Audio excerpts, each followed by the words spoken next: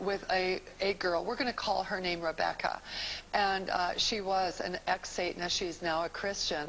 But she shares a chilling testimony of what it was like when she was in this satanic cult right from childhood. So watch now.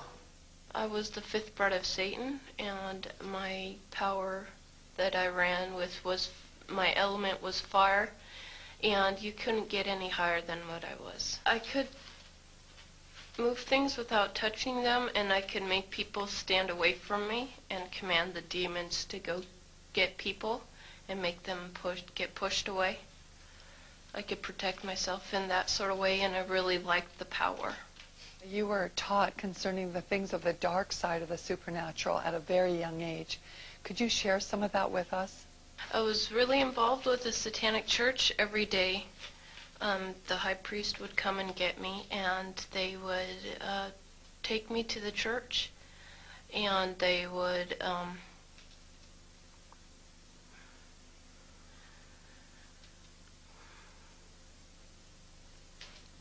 violate me, but we'd have communion every day, and that consisted of blood and urine and semen and a black widow, and that was, an everyday part of my life. How did you feel about that?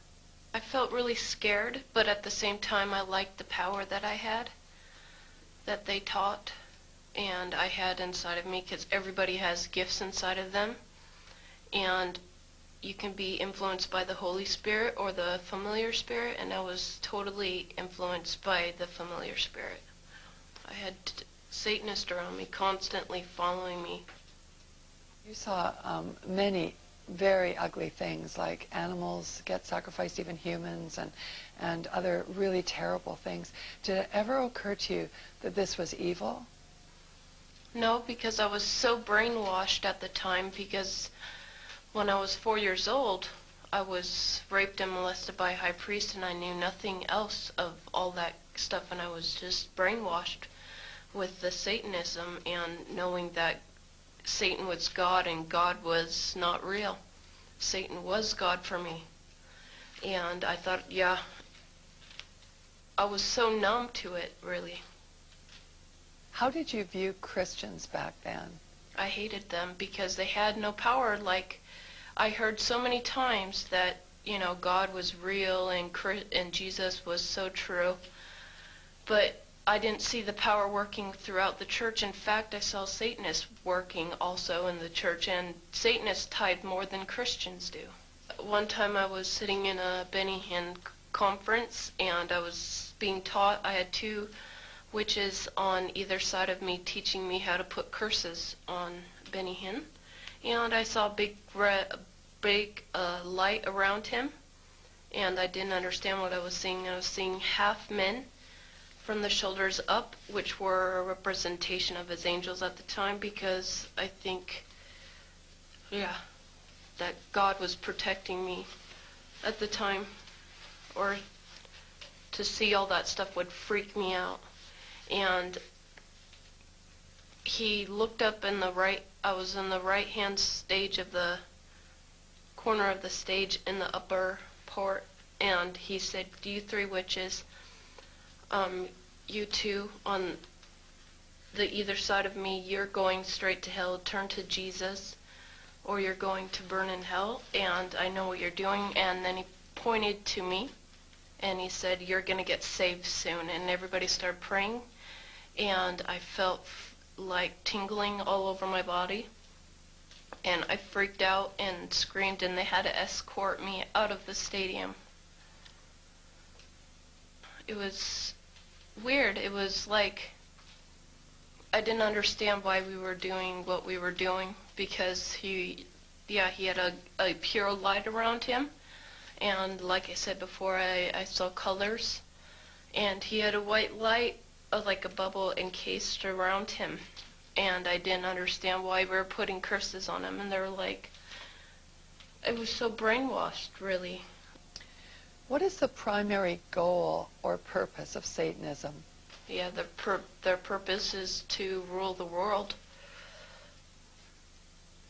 What was your purpose? My purpose was to get all the power that I could and to get as high up as I could.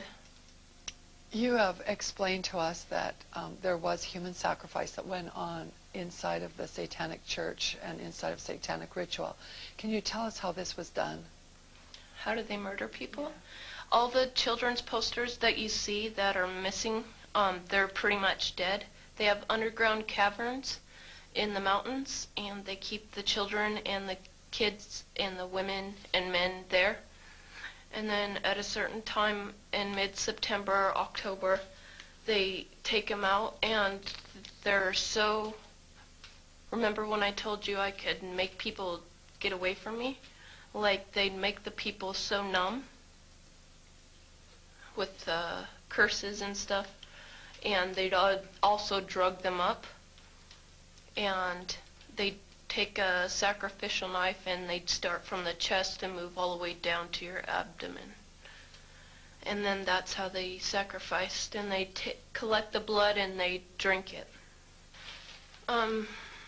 When the mid-September through mid-November, they sacrifice babies and nothing but babies because they need the pure blood of the untainted children. And I didn't understand what it was like. I just can't believe I'm seeing this. Every year of my life, I've experienced that. And that was the hardest part for me, is like hearing those babies literally scream and cry. And then seeing their blood flow. It was horrible.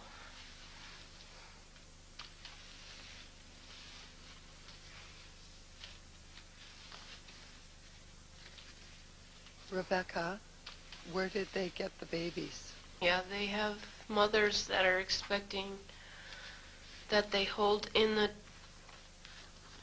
church, and they also have people that they kidnap and they impregnate them through whatever, and they get babies from everywhere. Why is it that no one knows this? Because there's Satanists in the police force and also in the government, the army. They're everywhere. They're even on the council of the representatives of the United States also. And they're silenced because this is not being exposed, because they don't want it to be exposed, because they're really good at lying and hiding things. Rebecca, what happens to the people that want to come out of Satanism? They get killed. They get followed. They get taken. They get sacrificed in front of the congregation of the Satanic Church. Why? Because they know too much information about the Satanists and who their names and places of where they keep the people underground, and they just know too much information. It's like being in a gang or in a mafia. You don't get out alive without consequences. Is this difficult for you to talk about? It's really difficult because, I feel really scared because I don't know how to tell everybody that's out there that I came out, because I'm not sure if anybody's going to believe this, because it's so much like a fantasy. Yeah, warfare is real. We're born into a war. And you'd be very foolish not to understand that, because demons are real and people are influenced by bad spirits.